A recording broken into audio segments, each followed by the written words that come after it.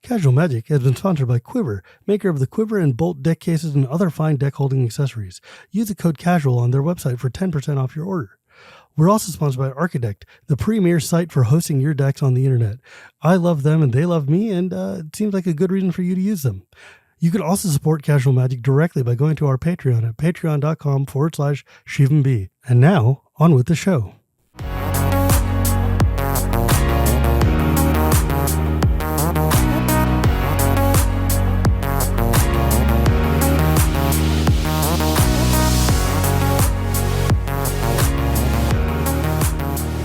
Hello and welcome to Casual Magic, the show where we talk about the fun side of Magic the Gathering. My name is Shivam, and Casual Magic is brought to you by Architect and Quiver. You can also support me at Patreon at patreon.com/ShivamB. And today I am very excited to have the literal number one YouTuber of all arena things and one of the most secretly successful businessmen in our hobby and in content creation, honestly. My buddy CGB, CovertGoBlue, who I finally got the chance to talk to in Chicago. I'm super excited. I've been watching you for many, many years and stealing your deck lists all the time. So this is rad. Thank you so much for joining me. It's a pleasure to be here. Hello. Hello, everybody. It's me. It's CGB. I'll give them the custom YouTube intro for those who have watched my content before. And so we're here to talk about things in Magic that are fun. We're going to have fun. With Magic? My whole premise is that we should be enjoying ourselves. This is a fun game. This is a thing that we like to do. And I mean, the whole point of this show is just to talk to people and see how has Magic affected your life? How has it benefited you? Sometimes we talk about decks, sometimes we talk about people, sometimes we talk about the business of the game. And it's just more we should be celebrating this thing, right? There's so much cynicism. There's so much just people who are always grumpy all the time. You fire up a podcast and they're like, WotC needs to ban this card, or they're ruining this format by letting casual, whatever. It's just chill, man. It's a card game. We do this for fun. We get the privilege to enjoy ourselves in a way a lot of people don't get to do. Maybe celebrate it. Maybe relax. It's fine. I like that a lot. I've been basically trying to bring the fun to Best of One for about 6 years, so I'm all about it. There are different levels to the fun. Sometimes it's fun to get a little trash talky and a little spiky. Sure, of course. To get that competitive outlet, but at the core, it does have to stay fun. Yeah. Yeah, it's wild because I remember the first time I interacted with you, you and I were both doing a Commander show, and that doesn't really count because it was at 1 a.m. and we had no idea what was going on. And it was very weird. But at Command Fest Orlando, I think it was, that Cool Stuff had called us all there. And that was the first time I really got to see you kind of just hanging out and doing things. And I was like, this guy, all I knew about you was that you played a lot of Standard on Arena. So I was like, what are you doing commandering? And I was like, oh, he brought a deck to be the table bad guy or something. What? So I didn't know what to make of you, but I've watched a lot of your shows and I steal a lot of your Best of One decks. So it's okay, you actually know how to enjoy yourself. You were just doing this for fun, for specificness. It's an interesting kind of development that I've just had over the years. It started out as I was just wanted to make these videos because I think I wanted people to like me and think I was smart because I thought I had good ideas. Don't we all? Yeah. So it was about sharing ideas in the beginning with YouTube. But as other creators came and went through the space and got more popular than me, and I had the imposter syndrome breakdowns and things like that, I realized at some point that I was never going to be the nicest guy or the guy with the coolest accent or the guy with the funnest decks, but I could be the bad guy. And I've leaned into that both in my Standard content and a bit in Commander. I like being the villain. I've been this person in the past, but I've also known this person. You go to Friday Night Magic and there's always that guy, right? He's taking it a little too serious, a little, his happiness hangs on a thread. The guy gets turbo tilted immediately if it's Oh You yeah. miss 2 land drops and it's just over. Oh yeah. Yeah. If you beat him with your budget deck or your jank deck, Oh. like he might have an existential crisis on the spot. That, The that's when I salt. decided we needed I've decided we needed a character like that on Magic YouTube, and I think Commander sometimes needs that too, because we all know that guy. I think. Yeah. Like, I think it's really fun for entertainment. Like, it's fun to ham it up and to do it for entertaining purposes, but sometimes it's annoying to play against all the time in person. But, like, whatever, man. Like, the thing is, I really wish that audiences understood that sometimes there's, for the needs of content, for the needs of entertaining people, for the needs of being, like, fun to watch, sometimes you have to take on roles or build decks or something that are good for the show, but not necessarily good for the format or good for you to play at home. And, like, but a lot of people are just like, oh my God, they're doing the cool thing. I want to do the cool thing. And then they go home and curb stomp their buddies and they're like, oh, that now my Oh, friends won't play with me anymore. I'm like, well, this is why you don't like watch TV and learn wrestling moves and then just like suplex your best friend in the schoolyard. That's like not going to get you any friends. you don't? That sounds like my childhood. But you're right. It's definitely kind of I've always believed in Magic the spectator sport, which is weird because it feels like that's had its own up and down. I was in so Pro Tour Dallas. This is 1996, the first Pro Tour Dallas, when those of us who did not make the finals, the top 8, got to sit in what was like this giant presentation hall in the convention center. So picture like sloped seating, like a movie theater, right? But we all have desks in front of us where we are all playing a game of, like, we all have cards out. We're all playing Magic. It's like all the pro players who didn't make it in this, like, picture like a movie theater, but we have tables in front of us. And on the giant screen, we're watching the finals, right? And that room was electric. The screams and the yells, because we were separated. The players were on a different floor. They couldn't hear us. I was like, I want to do this every week. I want to be in this environment. I want to be around these people. I want to be watching our favorite game and experiencing it as a live show. And I feel like Magic both got into that and then got away from that, and now they're getting into it again with Commander at Magic Cons. And I still believe in Magic as a spectator thing, and that's what I try to play my part for. Yeah. And yes, if maybe there should be a disclaimer on my Commander episodes. Don't try this at home. Right? Seriously. But I mean, I agree with you. Like, for instance, one of my favorite players to watch is LSV. And when you watch LSV in tournaments, he will ham it up, especially when he's playing against his friends, like the pen trick or just trying to like con them or do whatever things.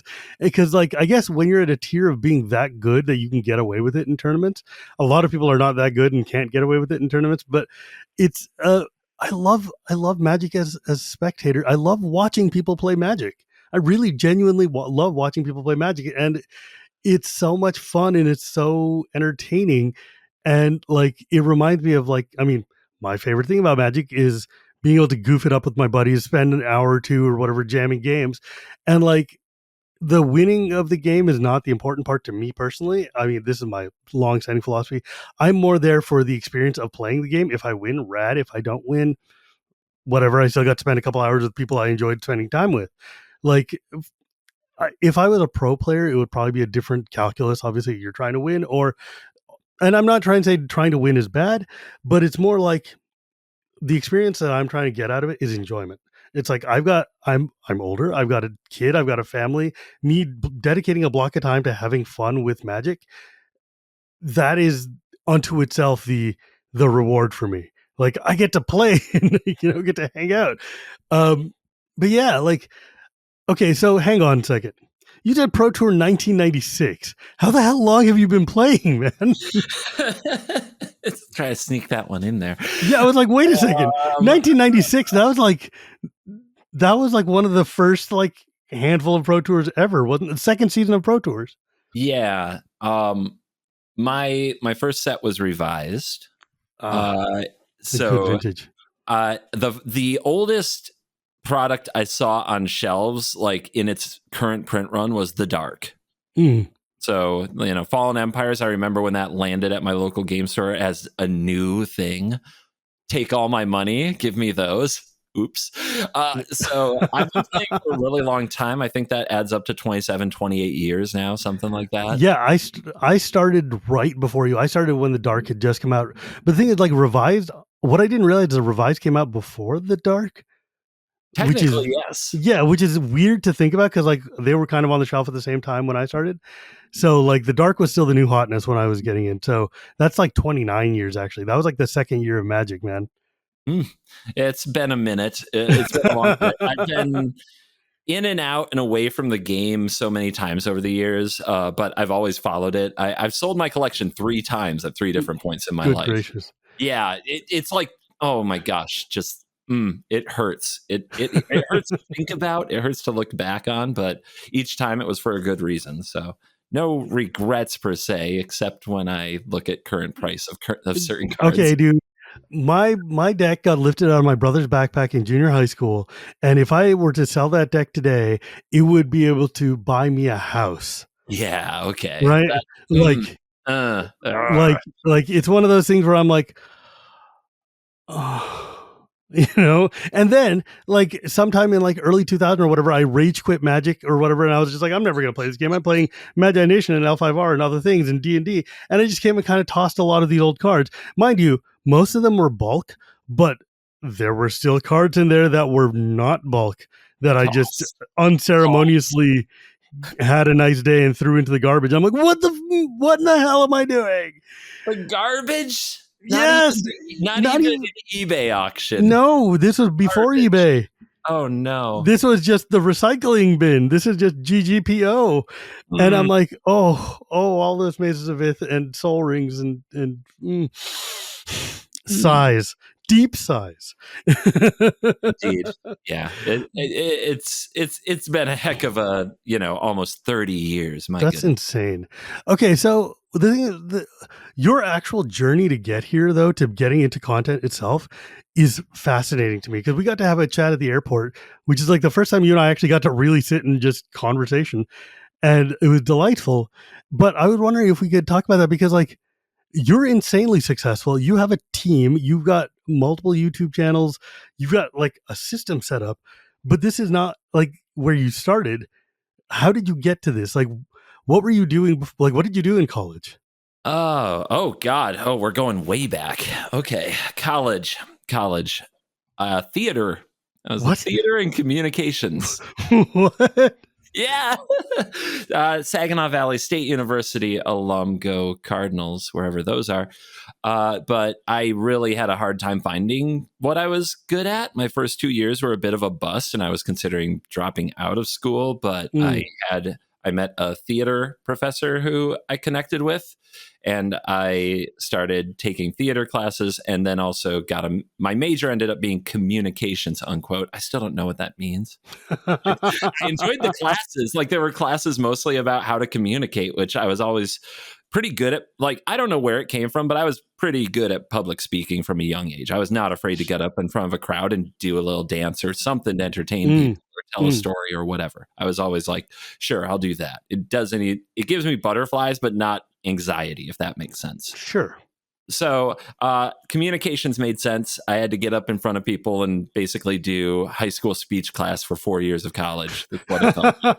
And always down for that. Always down for a captive audience of people who have to listen to me, and I subject them to my thoughts and feelings.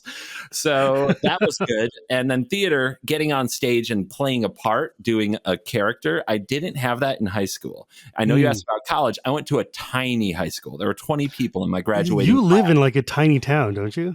I do. I still live in a pretty tiny area, but even then, this is the tiny of the tiny. Like, I live near Traverse City, Michigan, which was the big city when I was growing up. It was the nearest place with a shopping mall. Ooh. I grew up in I went to school in a town called Boyne Falls, Michigan.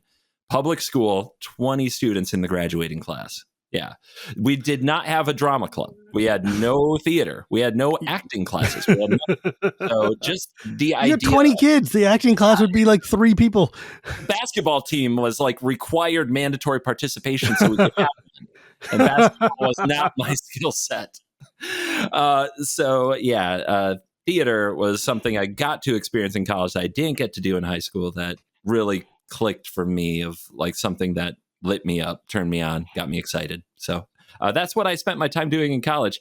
None of that transferred to the real world in any meaningful way whatsoever at the time. When I graduated, I was working in a record store that you might remember called Sam Goody. Kids don't know. Yes. The kids don't know. Well, I mean, hey, think about all three of the words that are there: record store and Sam Goody. What is that?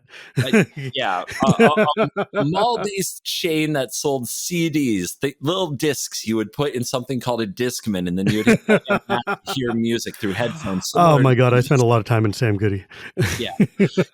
I climbed my way up that ladder, that particular corporate ladder. Got to be a store manager, was on a pretty good track for success, and then the ladder got pulled away by bankruptcy, Napster, the internet, etc. By time. Yeah, by the march of progress, I suppose.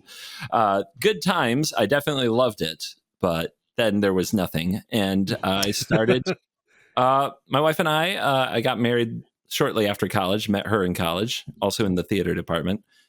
We started a company that sold T-shirts on eBay. We would go into the mall to the Hot Topic usually, where they did like their ultra mega clearance weekend and sold stuff at like 75% off, and we would put it on eBay at the original price or higher. That is, how do you even come up with that? Like, every time I hear people doing these kind of weird entrepreneurial hacks, I'm like, where did you even get that idea? Like, God, I wish I could actually tell you the answer. Maybe my wife knows.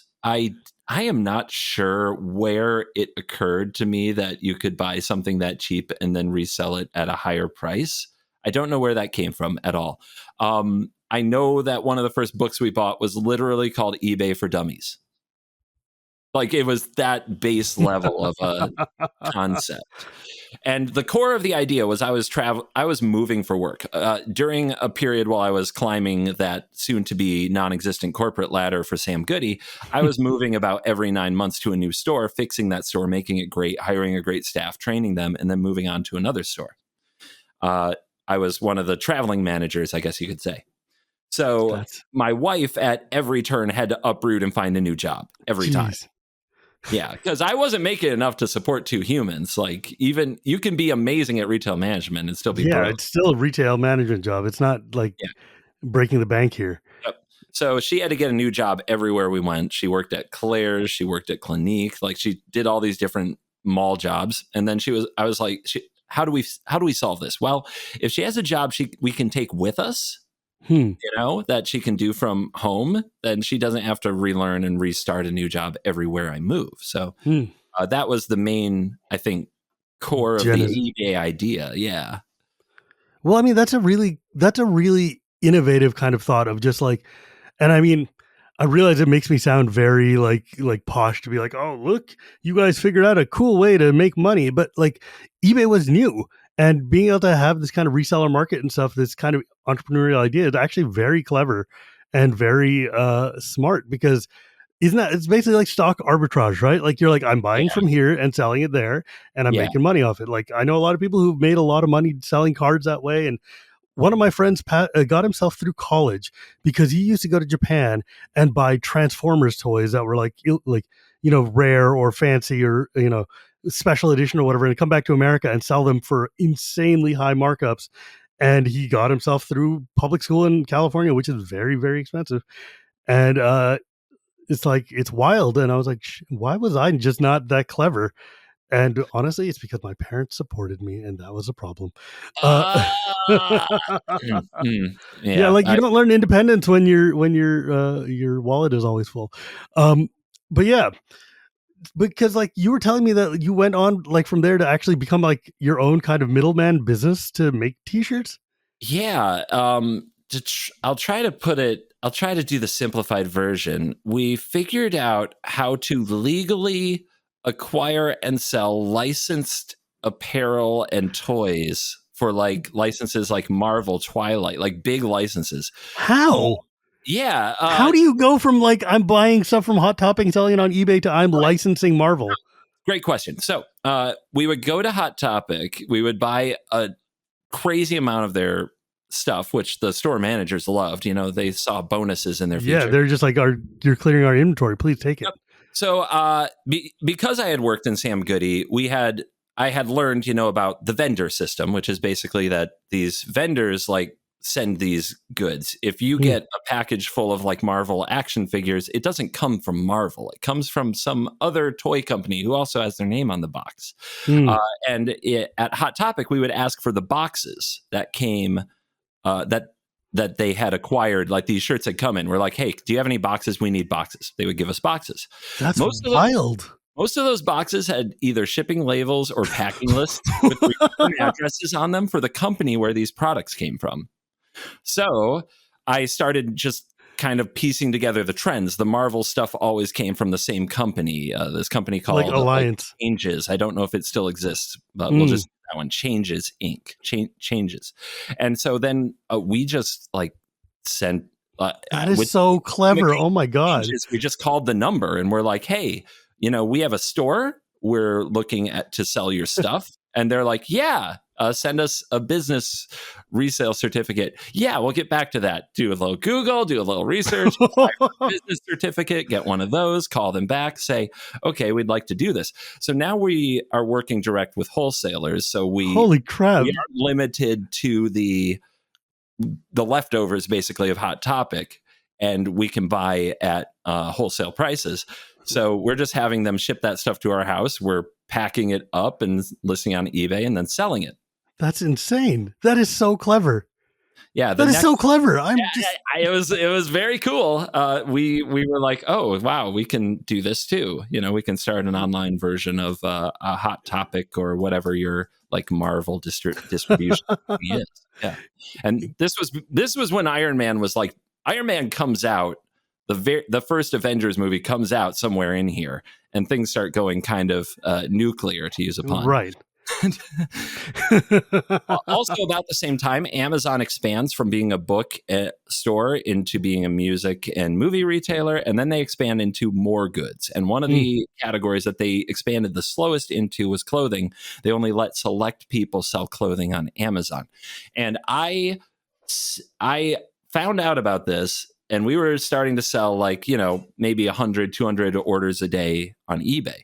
And I started sending Amazon and their clothing department a message. I had it on my calendar every Monday, email Amazon. And every email was a little bit longer, singing the graces of why we would be a fantastic clothing seller for Amazon.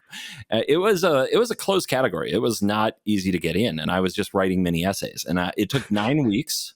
9 weeks, every week, sending an email that got longer each time for them to let me in. And then once we started selling on Amazon, it was like the floodgates opened, because Amazon, of course, explodes from that point.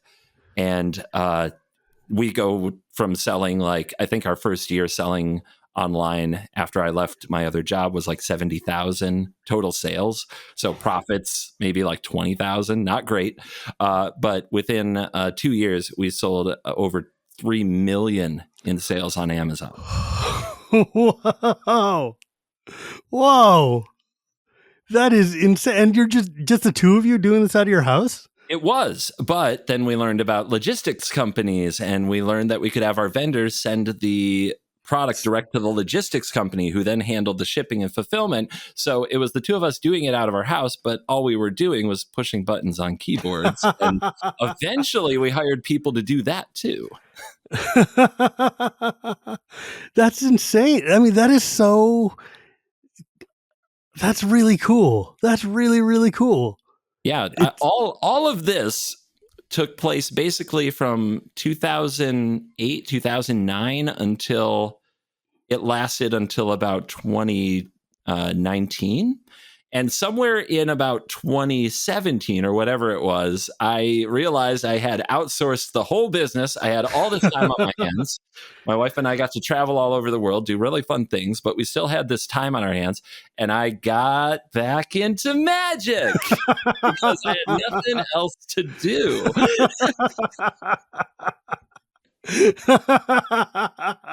Hey, it's a great way to take all these windfall of all the hard work I've done, pour it back into the most addictive card game. I had always stayed in touch. I had watched Star City Games tour stuff and Grand Prix coverage every weekend. Like that was kind of my time kill, my me time was just watching the footage, so I knew like where the meta was at all the time, even if I didn't own any cards. Mm-hmm. And yeah, it was like, all right, well, I got this time, and now there's this sweet way to play Magic on the internet called Duels of the Planeswalkers on the Yes. Xbox 360. Hell yes. Duels of the Planeswalkers is directly responsible for me coming back to Magic. Mm-hmm. Not gonna lie, that game ruled. Yeah, I mean, like, I think honestly, like I've been talking to a lot of WotC people over the past decade or so, and in 2011 or so, or whenever Duels came out and Innistrad came out, that was like the gigantic re-entry of so many people, because Xbox suddenly everyone's like, oh, I played Magic as a kid, I can do this again. Hey, this game rules. This is super fun. And then really Innistrad comes out, and it's like one of the best sets. Like best introductory sets you could ever ask for to Magic. Zombies and vampires, and it's all very flavorful, and all the mechanics work, and it's very cool. And suddenly everybody who took that long hiatus is like suddenly flooding back. And yeah, they captured lightning in a bottle with that one. It was pretty wild. Yep. And Magic Duels had its own little audience. Yeah. I started writing a weekly like blog post on a forum called No Goblins Allowed for that audience of what I thought were the best cards and decks in Magic Duels and the best builds for Magic Duels. And I developed a little following there. It was really cool. And the reason I started streaming is because a member of that community organized a tournament, invited me to play. I had to go out and buy a Connect. An X, because one of the rules of the tournament is you had to stream. Everybody else doing it was already a content creator and a streamer. And I was a writer at that point. And people were actually excited to see me play. So I had to create this Twitch account. And when I logged in, it like was like, pick your username. I was like, I don't know. I'm never going to use this. I hit auto generate. And now I'm CovertGoBlue because of Auto Generator on Xbox Live, who I'm sure they picked Go Blue because I play NCAA football as University of Michigan a lot. So it gave you Covert, and then you put Go Blue into it? They did. Like that, the auto name generator spit out CovertGoBlue, and I was like, sure, don't care. Nobody's going to care. That's amazing. That is so funny to me. That is so funny. And here we are. So wait, so you got basically, but you sold out of your business, didn't you?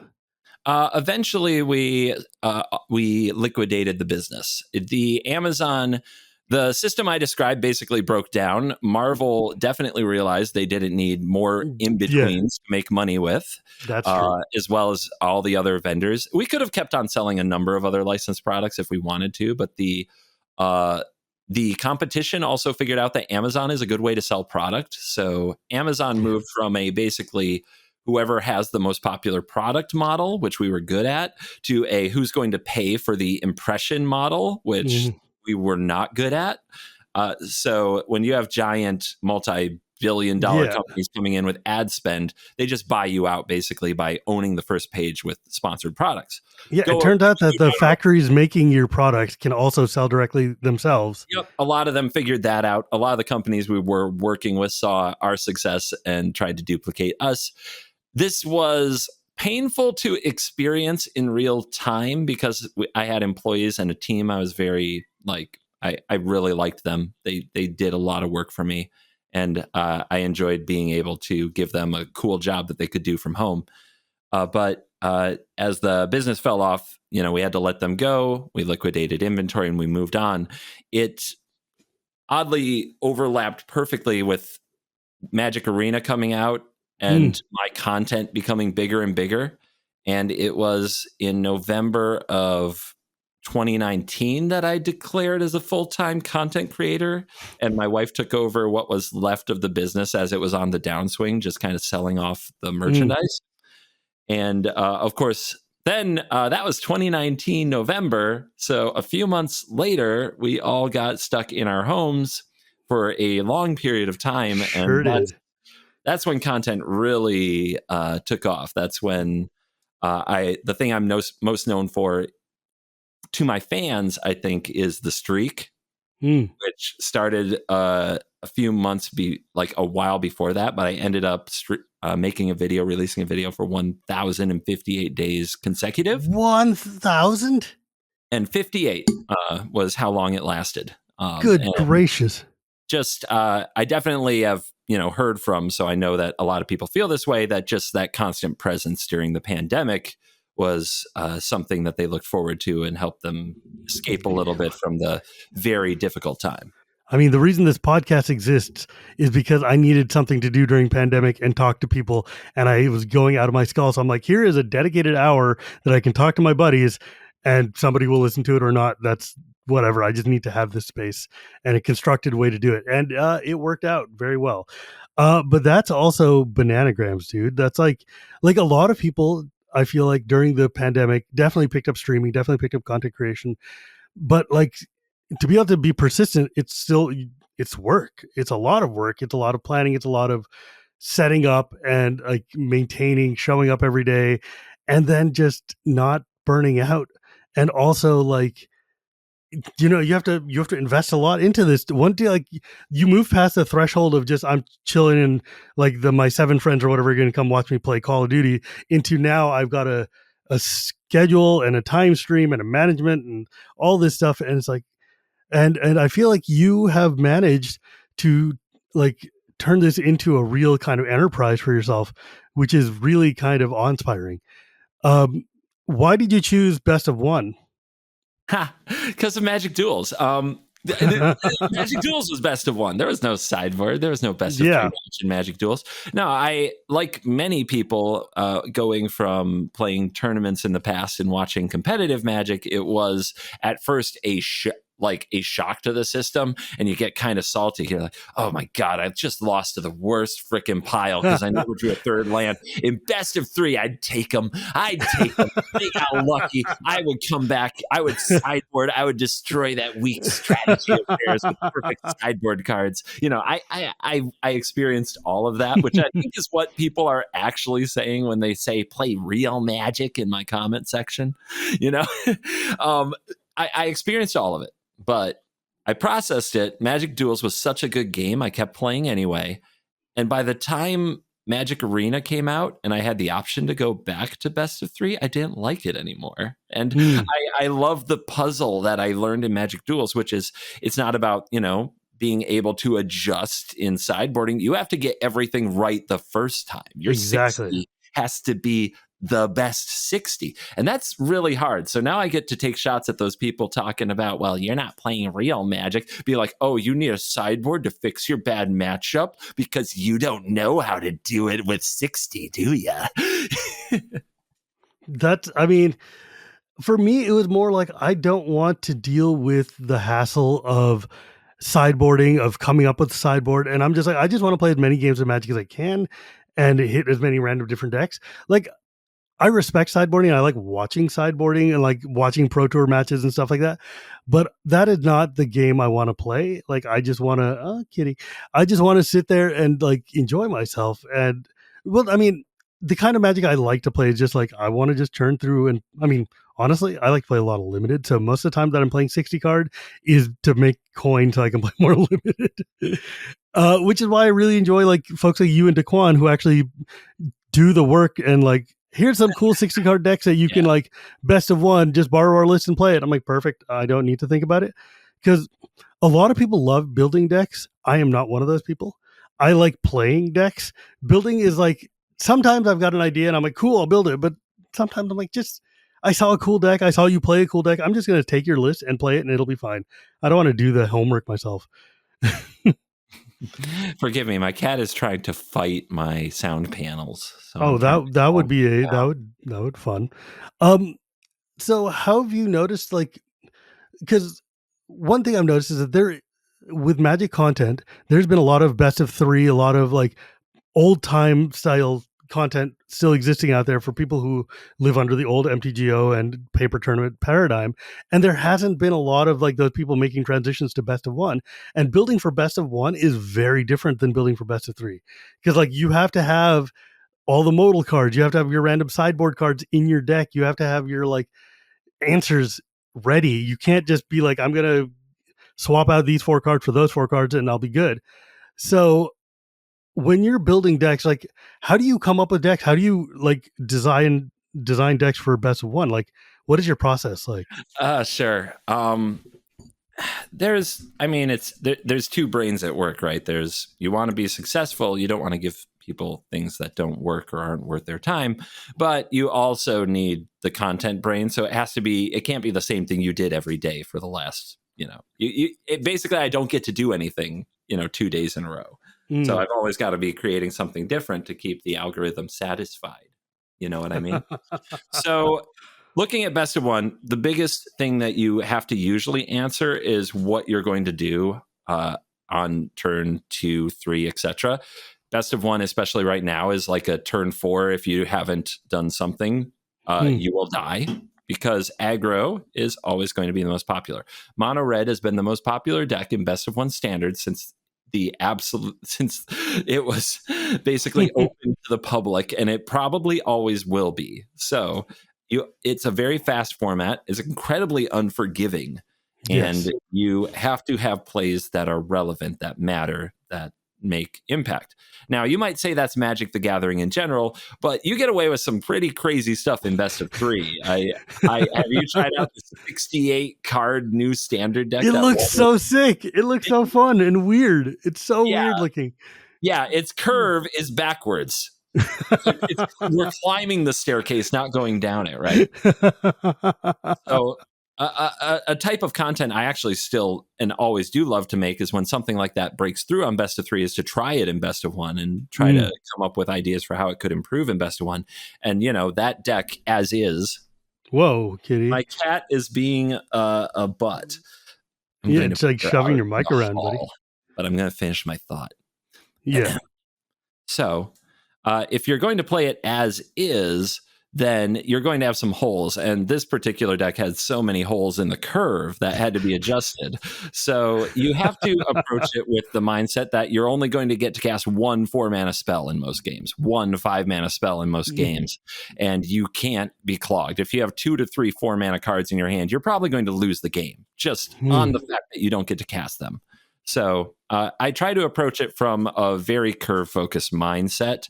Also, I am not an aggro gamer. I should just let your audience know. I am a control gamer in my heart. And the fun thing about control is that it's always a bit of an underdog in best of 1, because aggro is so powerful and so popular.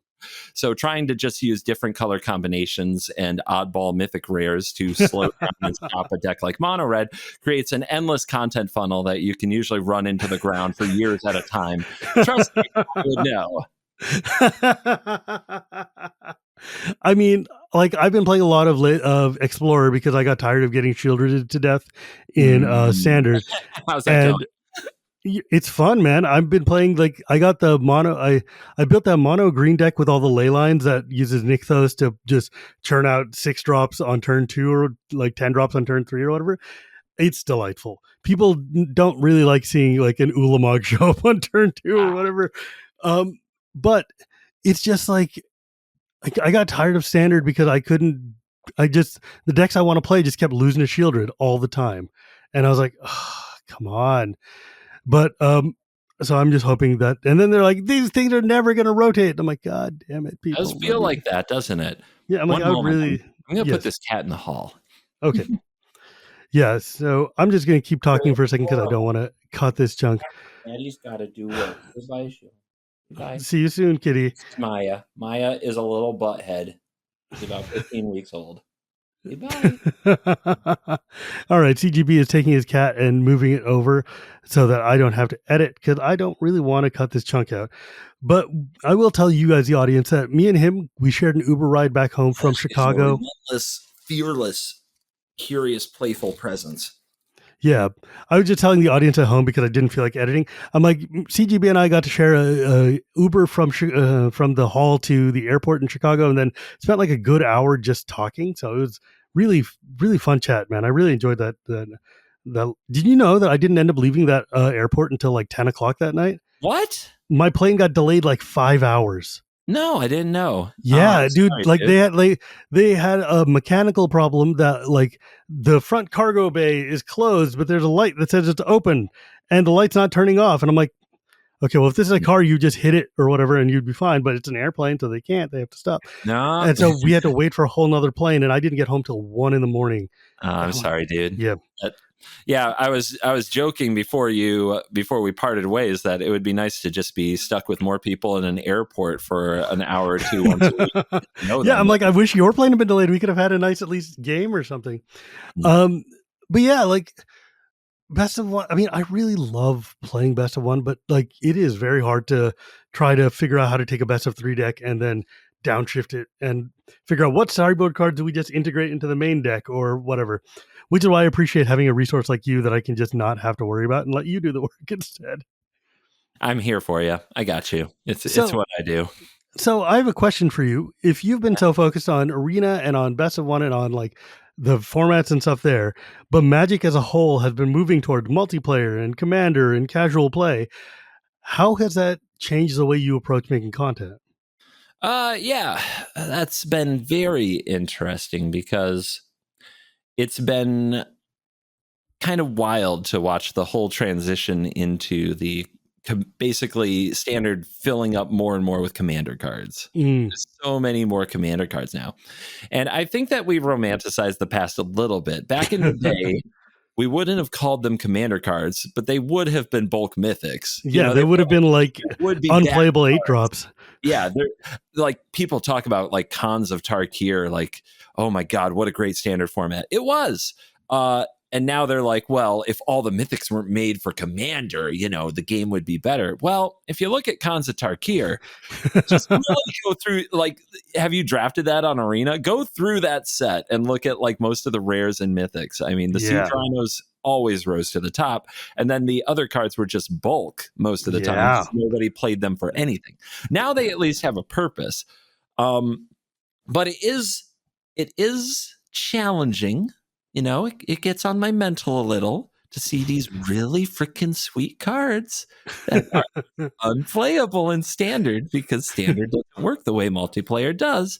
And it would weigh on me. It's like there are people out there having a lot of fun with these cards, and I can't get it to sit on the battlefield for 2 seconds. You know what I mean? Yeah. You know what I mean? Yeah, I totally do. I completely there's always cards that are just like, man, this is so cool. Why is it garbage in my draft deck? Why is it garbage in my standard deck? Oh, I guess I got to make a commander deck to make this work. So we're in the pandemic. My experience with Commander was once upon a time when I was living in Indiana for a small period of time. I built a deck and played with some friends. In hindsight, they were playing CEDH. They just didn't call it. They were like stomping me with combos on turn 3 or whatever. And my mono green deck didn't hold up. So my Commander experience was a bad one, my first one. So we're in the pandemic. I've never had a good Commander experience, but we've been thinking about it for a while. I get recognized through the mask and all at my local market. Like, and we're not talking like a big grocery store. We're talking a small town gas station combination mini mart where I was going to my groceries to keep from going into town. I get recognized, mask and all, as that guy who does that YouTube channel. And I get invited to a guy's house to play some Commander, next Friday night or something. Okay, do they know anything about me? I don't know. I don't know much about them. I'm starved for social interaction at this point. I'm like, I've been in the house for way too long. I've seen nobody. I have all my friends on the internet, the masses, but it's different. You can't connect close on a personal level that way. That's a whole other subject. But yeah, I go to this guy's house and we play Commander. Like, he loans me a deck and stuff. Over the next, like, once a week, I keep going back and I keep trying it. He, by the way, killed me with Tainted Strike on an Ulamog. God. I have a long-standing theory that people think they hate poison, but what they actually hate is Tainted Strike. They hate Tainted Strike and they hate that stupid overrun. The poison overrun. The poison overrun, Triumph of the Hordes. Yeah, Triumph of the Hordes. Yeah. Like, those are the cards you actually hate, and like probably Blightsteel Colossus. You don't like poison overall is fine. It's fine. Yeah. Relax. But Tainted Strike, man, Tainted Strike on Ulamog is mean. Yeah, I was borrowing an Layla deck. I actually cast an insane amount of cards with a Bolas's Citadel because wow, 40 life. That's hot. But yeah, then died to Tainted Strike on Ulamog. So I went home and I built some decks. Over the next like several weeks, I'm just going back and playing like with different commanders, and they were really nice because I would cast cards that were banned, like Primeval Titan and Grizzlebrand, and they were just rolling with it. But they would tell me later it was banned. I was like, oh, okay, what? Blew my mind. And after pandemic ended and we started going to the local game store, that person who invited me to the games and put up with all my stuff, his name is Ben, and he's now a regular on my weekly Commander show. So we still are playing Commander together and having a good time. Good. Yep. I mean, it's funny you mentioned that because like one of the things that people are always like, man, I can't believe you guys got rid of the Bandits Commander, or like you got like, why did you say the ban list is complicated? It's not complicated, blah, blah, blah. And I'm like, folks don't understand that most people who learn to play Commander are not going to stores. They're not going to like events. They don't know that a rules committee exists or that rules exist. They're just going off of what their friends tell them. And their friends like, yo, you need 100 cards, one of which is the boss of your deck. And then they might kind of vaguely hand wave the rest of the rules. And so like these people might have a tenuous understanding that there's a ban list at all, let alone that there's like tiers to a ban list. And communicating this to, like Wati has a stat that says 11 out of every 12 Commander players is completely like invisible to Wizards of the Coast. They don't have DCI numbers. They don't like shop at stores. They don't play at stores or whatever. They just buy a pack once in a while, build their decks, and play at home. 11 out of 12. That is an enormous number of Commander players. So like the fact that you didn't know that like Primetime and like Grizzlebrand are banned, and you're an invested player, right? Like you're an invested Magic player. Like the average Magic player who's going to like Target or Walmart and picking up a pack. Oh, there's a new Lord of the Rings set. Sure, I'll get that. Whatever. I like that. They have no idea. And there's like no way to communicate with these people short of like Wizards putting a list in every package that people are just going to throw away. Right. Like, anyways, that's just my mini rant. It's like a thing I wish people understood more. Like, dude, you guys, like, it's very, like, I went into the CAG with a lot of shiny eyes of like how I'm going to change Commander and make this better for everyone. And the 3 or 4 years I've been doing this has taught me that the biggest barrier is communication and getting people to understand what their decks do and what they want out of the game. And yeah, good luck with that. It's a challenge. It's an ongoing challenge, but so you started a weekly Commander show to go with your like daily arena stuff? Yeah, we had an experience filming a Commander show in LA. That's where we first met, but it doesn't really count because we couldn't talk to each other because it was quiet on the set and it was all night long. Yeah, we were in the same room. That happened. It was not my favorite event of all time. But I did enjoy the games and I enjoyed a lot of things about the experience, and it inspired me to do my own show. Again, I was known as a standard best of one player. I didn't think I'd ever get invited to a lot of the Commander stuff. Like that was the first thing where that place we were both at was the first time I ever got invited somewhere to make a Commander show. And I had so much fun doing it. It's one of my favorite things to do. And I've just been the type of person who, when you find something and you love it and you see an opportunity in it, you just, you do it, you figure it out and you go for it. And we probably made 50 terrible episodes of bad audio, awkward lighting, and awkward talk and behavior. We taught people, like, it's all filmed in my hometown. We don't have guests. So it's just people that my friend group in my hometown. They're not on-camera personalities by nature. They have day jobs. So had to work with them on that, had to work with production. And the guys at the game store, do all the production right there at the game store. They're awesome. They do the editing, the capture right there. But, we had to learn to work together. And I think we probably made like 50 episodes that I wouldn't put up there with the greatness of the other things on the internet. But the last 50, we've kind of had our stride. We're almost to 100 episodes. And it's called The Worst Possible Commander Show. And it is... the genesis is actually, of course, hopefully that was sticky. It made you laugh a little. But what it actually refers to is our Rule Zero conversation.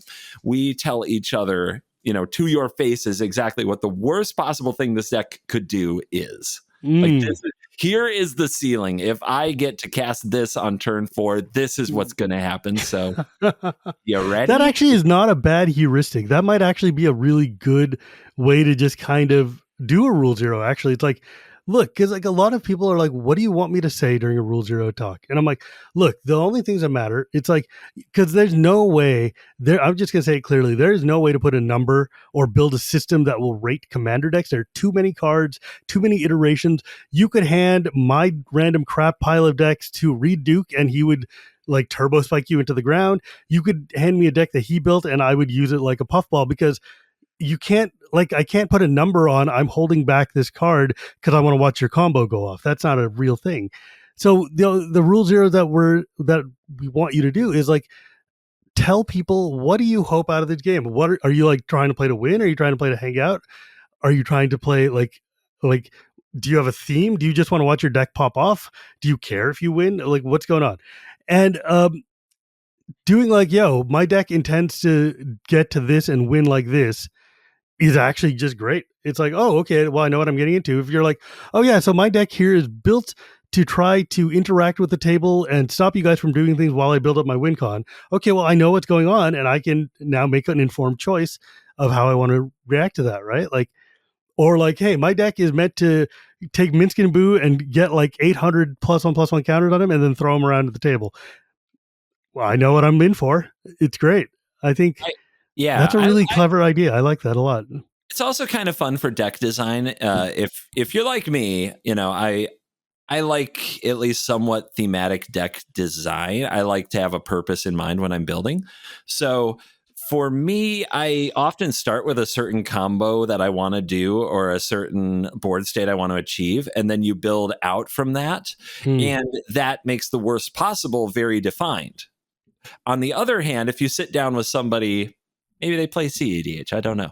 You sit down with somebody and you're like, all right, what's the worst thing you do? Well, I have Underworld Breach lines, and I could do Thassa's Console, and I also have these stacks pieces. Those are pretty bad. And I might also do this. Then you're like, okay, well, if your worst possible, you're not even sure what it is, but there's like these 5 or 6 ways that you can win the game.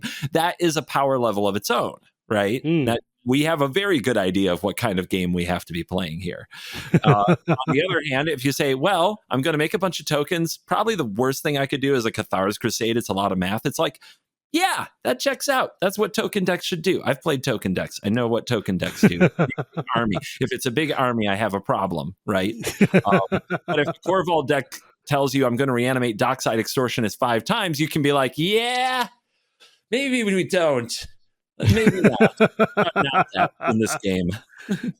Well, I mean, look, the way an average CDH game goes, if I was going to abstract it all the way out, it's basically who can get to their winning combo first, and then the rest of your deck is ways to tutor for that combo or ways to counter everything that would stop you from doing the combo.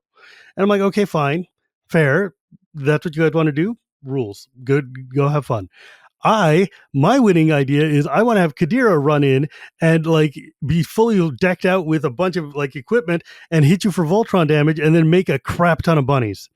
Like, that's what I want. I want to have like 600 bunnies on the table. Or the small.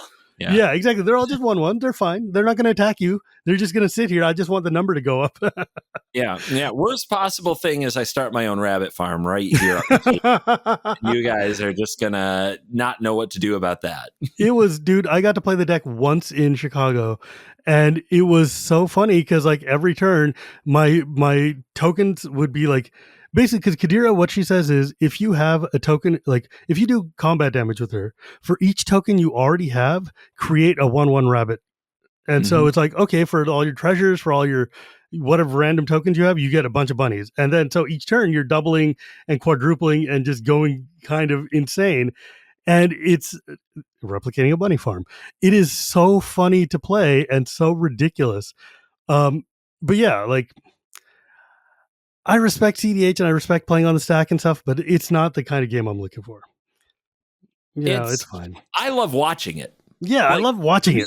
for me, CDH is like an awesome spectator sport. Shout out to a lot of, like, I could shout out a lot of podcasts and like channels on YouTube that I watch, you know, that do really good CDH stuff. Like I watch some amount of CDH almost every day, but I Yeah. don't enjoy playing it the same way. Yeah. Playing it feels weird to me where, you know, the mindset is always kind of about where the pop off is going to happen and where you need to interact. You'd think I'd enjoy that as a blue mage, but I don't. When I'm playing with like 3 other people, I want to do something thematic and cool with my cards. Right. It's Exactly. different. Yeah, so I don't know. The fact that I don't enjoy the play patterns of CDH confuses me, and I know it confuses some of my friends who like, and some of the people I met in CEDH who are like, dude, you've got like a competitive background, you know all the cards, like you know the lines. Right, but like, why don't you enjoy this? And it's like, because I want to raid tombs with Lara Croft. That's why. I don't know what to tell you. My Lara Croft deck makes me smile and happy. I know. I remember I got to play against Pro Tour Hall of Famer Brad Nelson. Maybe not Hall of Famer, but just like Pro Tour champ, you know, big high level pro player for one of his first Commander games, if not his actual first Commander game at like Command Fest in Virginia or something. And he's a hyper spike. He's a very like, you know, very, very top tier pro player. And he's sitting down and somebody had given him like basically a CDH tier Urza deck. And he's sitting there and he's playing it like he would a Pro Tour deck. And he's doing things like, you know, he's not upheavaling, but he's like bouncing the whole table, or he's like countering and playing very solid blue control with Urza and stuff. And he's about like a third of the way through, 2/3 of the way through the game. He stops and looks at us like, I'm not having any fun. Like, I get how to play this, I get how to win, but I was told that Commander was going to be like where I can sit down with my buddies, we can laugh and play Magic like we used to do. And I was like, yeah, then maybe you shouldn't have. Then like whoever gave you this Urza deck led you astray, because they've given you like a turbo spiky deck, and what you really should be doing is playing something more goofy and like, I don't know, fun, like old school fun. And like since then he's revamped the way he plays and looks at it, and is like, look, my day job is playing pro Magic like a pro. When I'm playing Magic for fun, I would like it to not be just hyper stacks all the time. You know, it's like I want to do dumb stuff with cards I like from my childhood. And I think that's a revelation a lot of people have a trouble accepting. They're like, oh, but you're known for being like turbo, you know, whatever. And it's like, yeah, but like I like to play fun things too. Yeah. It's like when, yeah, I mean, like, sorry, I didn't mean to cut you off, but it's like when I go play one-on-one Magic and I'm just like cutthroat and here to kill you and ruin your day, everyone's like, Shivam, but when you're so jovial and fun when we're playing Commander, I'm like, yeah, but I also like, I save my like killing instinct for these games. You know? Yeah. It's fun to spread your wings. As somebody who plays 1v1, you know, every day for content, yeah, I am fully there to destroy you. I get mad when somebody even emotes hello. Like, I'm not here to talk. I'm not here to make friends. Yeah, I get a lot. I'm like, they say hello, I say your go. Comments erupt. What a salty individual. But no, I'm not here to make friends. But that's why the Commander problem is the communication, right? Because there's a lot of ways this can go wrong. So my first experience was so bad because I was just there to hang out and play my cards, and they were playing much more powerful cards. Sure. My second experience was really good because I could play whatever the heck I wanted, and I usually had a good chance because they were super casual. They weren't playing super powerful stuff, despite the tainted strike. Most of the time, people who watch my show know Ben comes there, makes a big board state, and dies, and does not care one bit, as happy as he can be. That is all I want in life. Right. The journey to there, though, is really awkward because I definitely had multiple cases where it was like, okay, I'm going to go try out this game store. I've got my deck. I'm trying to remember some of these decks, but let's just say they were built for fun. You know, it's like, okay, I get Commander now. I understand how it works. I build with these cards from my past, and they all mean something to me, and I'm happy. And I sit down and I just get pub stomped out of the game. You know, just get mercilessly demolished, just murdered. Game store. And I'm having fun, right? I'm still not having fun. So then it's like, okay, am I supposed to like spike it up? I go in, I pub stomp a table. That wasn't fun either. So a lot of people see Commander in the casual sense where you're not just playing to win, as like a no-win game. And the thing I want to say is that it's mostly not about what you're playing. And it's not about what they're playing. It's about who you're playing with. That's what I found. That you do not walk into the game store, because this is the weird part. When you walk into the game store as a competitive 1v1 player, you know what to expect. Sweaty nerds being sweaty. Yeah, that's the name of the game. You or me, 20 enter, 1 leaves as champion. That's Friday Night Magic that in my town growing up. Not kidding. Exactly. It's like we know what we're here to do. Yeah. In Commander, you cannot, should not, please don't walk into a game store with expectations of like how this game should go, because it depends on the people. The people you sit down with are going to have a ton of influence on this game, and you don't know them, you don't control them, and you don't often have the same goals or enjoy the same things.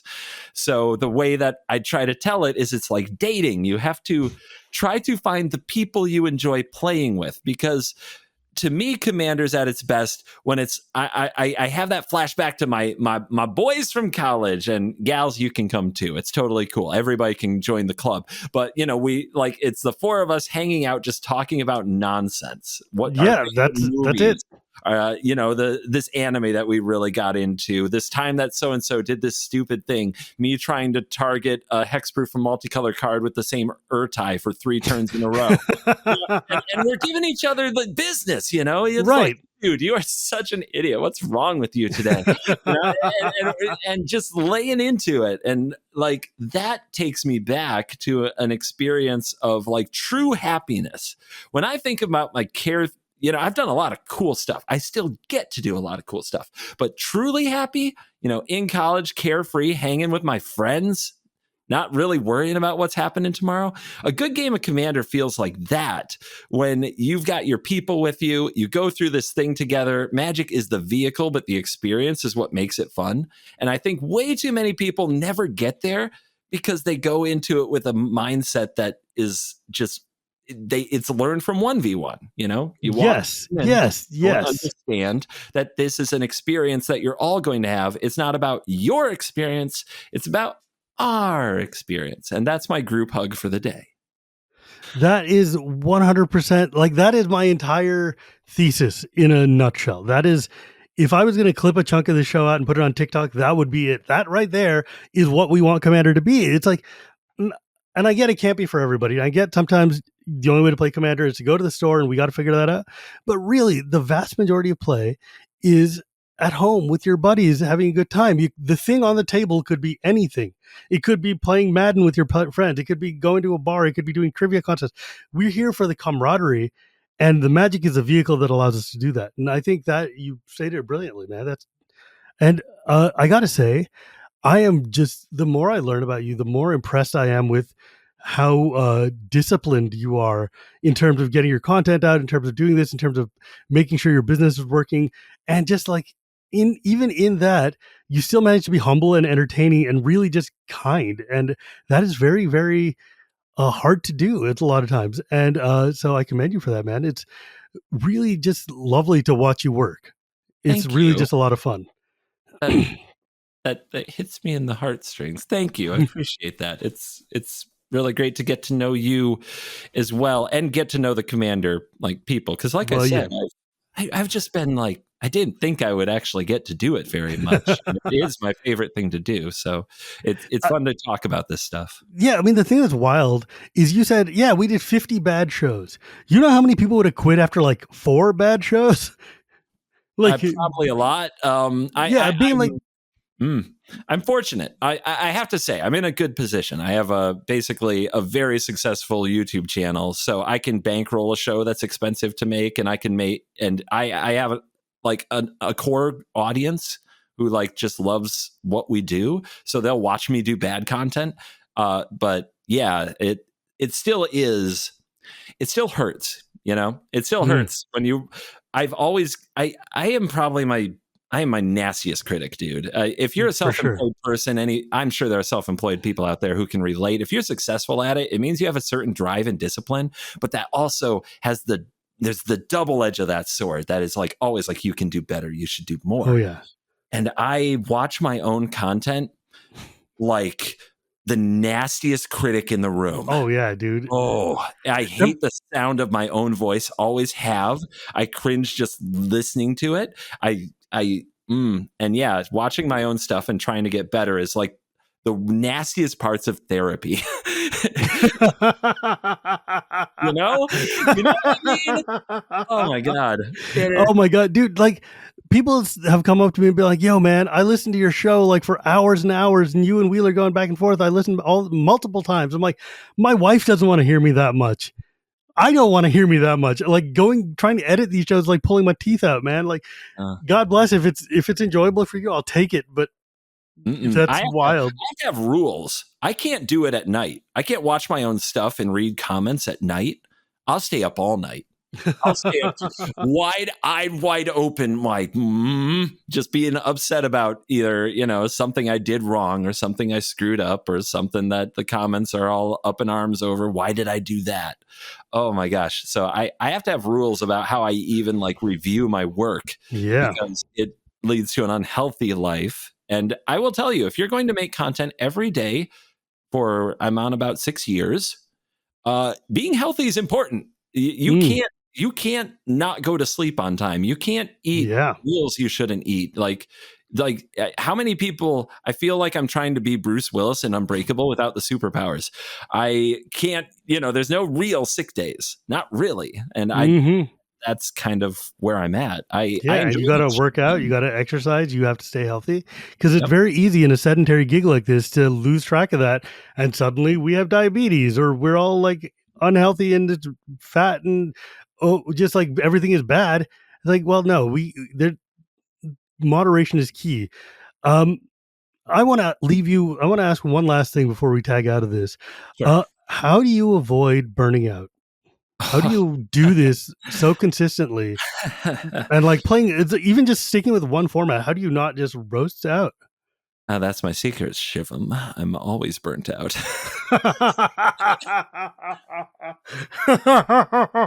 No, it's true. I don't want this to go down a dark road. I'm going to try to keep it light to the best of my ability. But I was doing a member. I've been streaming for members this year. It's a new thing I'm doing, the YouTube memberships that you can get. It's like $4.99 a month. And I've been doing streams just to that group. So I've been talking a lot more about myself, my mindset, and things like that during those streams that I would never do in public.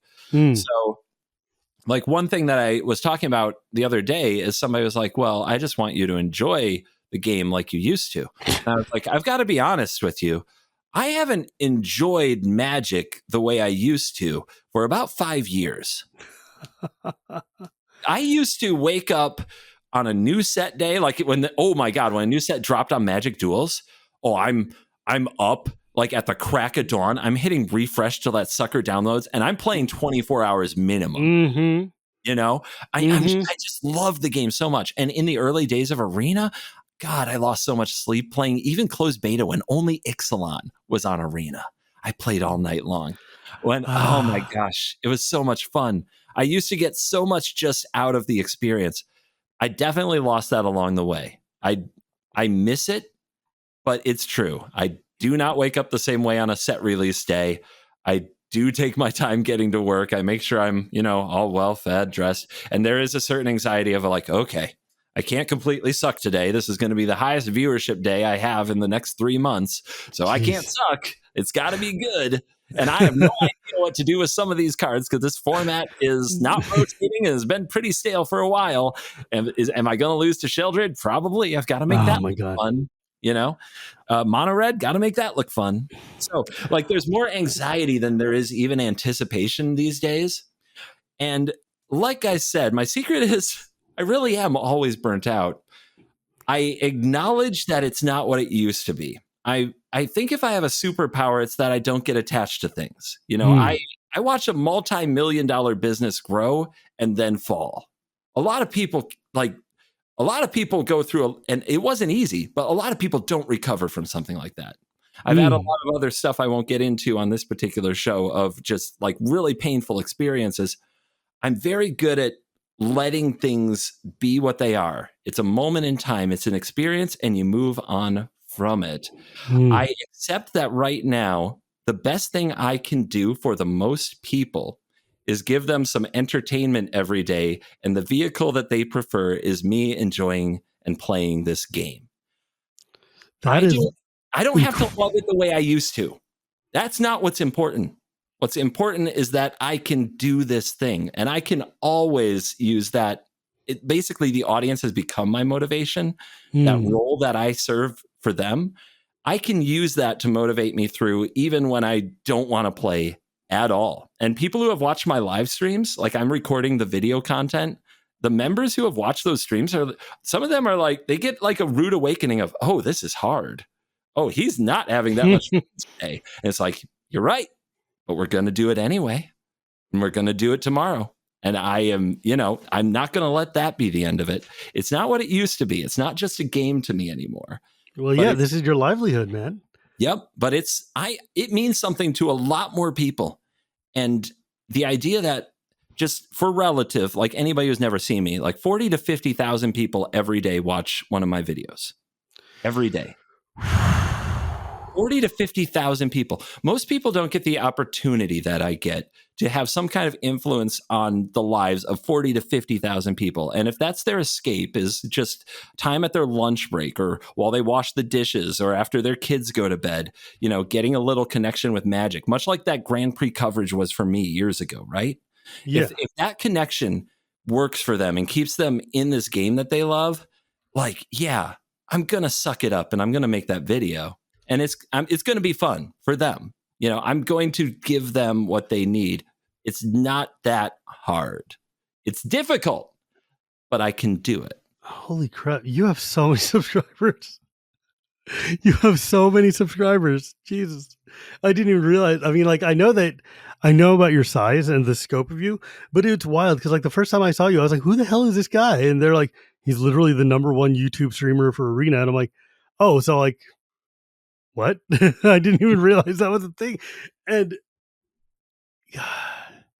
but that is quite the responsibility. But the thing is, like, your attitude is so even keeled and like level and just transient. It's a very Buddhist mindset. It's a very like, this is the moment of time I'm in. I accept this moment. I will do the best I can within this moment. If it goes wrong, if it goes right, I will move to the next moment and just keep rolling because that's what life is. And that's such a healthy attitude to have. I mean, some people are like, oh, you're disconnected. No, dude, just live in the minute you're in and then don't dwell on the things. Just move to the next one and keep going. That's amazing, man. I'm really impressed. I hope to someday have like even an eighth of your kind of entrepreneurial drive. If I'm going to start, yeah, man, if I'm going to start turning this into like a real gig, I need to start pushing a little harder. But it's been really lovely to talk to you, and I'm so grateful you were able to come on. And this has been a great chat. I know there's like a lot of things I haven't talked about with you that I would love to get into another time.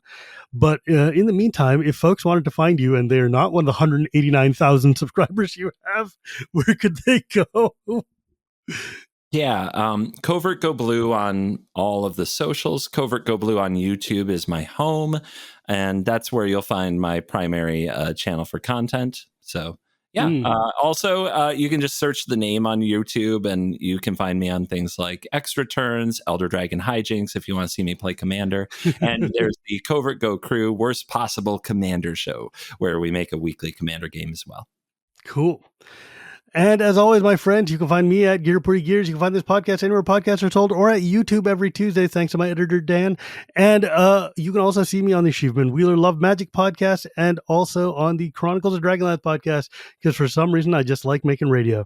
And remember, my friends, it's not magic without the gathering, and we'll see you next time.